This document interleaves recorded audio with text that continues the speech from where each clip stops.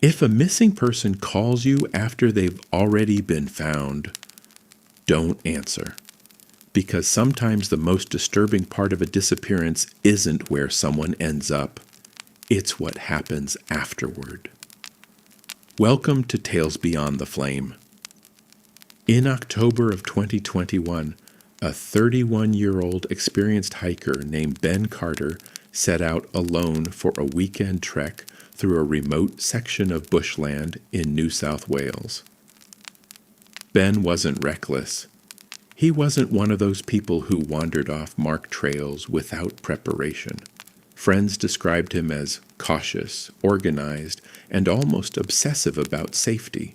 He carried emergency supplies, a GPS device, backup batteries, enough food for several days.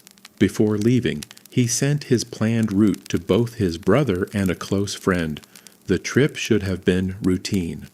When Ben failed to return on Sunday evening, nobody panicked immediately. A vehicle breakdown, a dead phone, an unexpected overnight stay, all were possible explanations. But by Monday morning, concern began turning into alarm. His vehicle was located exactly where it had been left at the trailhead, locked, undisturbed. All of his personal belongings that weren't intended for the hike remained inside. Search crews were deployed later that afternoon. At first, there was optimism. The weather had been mild. No major storms had passed through the region. Experienced hikers became lost occasionally, but most were located within a day or two. The first strange detail appeared on the second day of the search.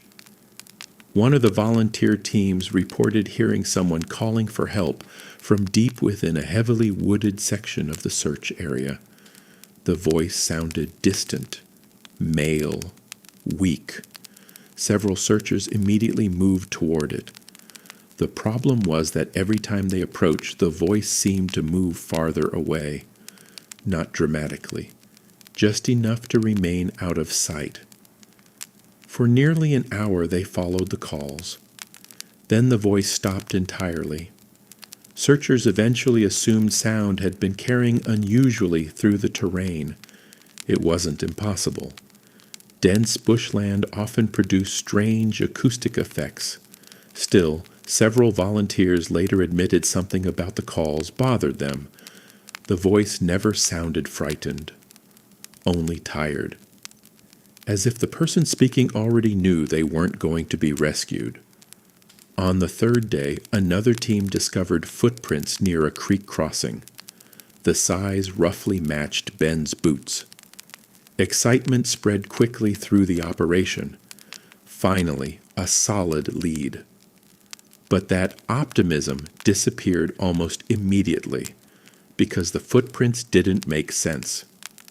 According to several searchers, the tracks appeared normal at first. Then they abruptly changed direction. Not toward water, not toward shelter, not toward higher ground. They simply veered off into dense vegetation, where no experienced hiker would reasonably choose to travel.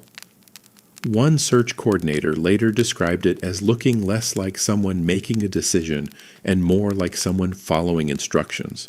The tracks eventually disappeared entirely. No continuation, no return path, nothing. That night, Ben's brother received a text message. The message contained only 3 words. I found it. No explanation, no location, nothing else. The phone number was Ben's. Emergency services immediately attempted to trace the device. The signal briefly appeared inside the active search area, then vanished. Search teams were redirected before sunrise.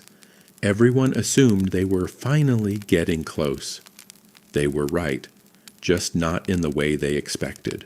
Shortly after midday on the 4th day of the search, a helicopter crew spotted something partially concealed beneath thick vegetation near the base of a steep embankment.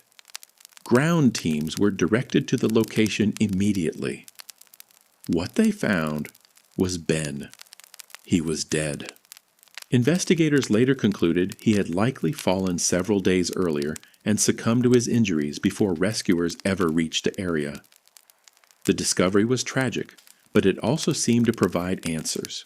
The search was over. The mystery was solved. At least, that's what everyone believed. Then Ben's phone rang. Not during the search. Not before the body was recovered. Afterward. The device was secured alongside his belongings while investigators processed the scene. One of the officers handling evidence noticed the incoming call. The caller ID displayed Ben's own number. At first, they assumed it was a technical glitch. Phones occasionally behave strangely after damage. But before the call ended, another officer witnessed it as well. Ben's phone was receiving a call from itself. The incident wasn't officially documented, most likely because nobody wanted to explain something so bizarre in an official report. But it wasn't the last occurrence. That evening, Ben's brother received another text message, again from Ben's number. This one was longer. It read, "Wrong place." The family immediately contacted investigators. At first, authorities assumed delayed messages were finally being delivered due to intermittent signal coverage. But there was a problem. According to telecommunications records reviewed later, Ben's phone had stopped functioning after the estimated time of death. The messages should not have been possible. The following day, things became even stranger. One of the volunteer searchers who had reported hearing calls for help received a voicemail from an unknown number. The message lasted 9 seconds. It contained only heavy breathing. Then a voice quietly said, "You walked past me." The searcher immediately recognized the voice. Ben. News of the incident spread quietly among members of the search operation. Most refused to discuss it publicly. Many dismissed it as stress or grief affecting perception. Others weren't so certain. Several people involved independently reported receiving unusual calls during the weeks that followed. None lasted longer than a few seconds. None could be successfully traced. And all allegedly contain the same voice, sometimes speaking, sometimes simply breathing.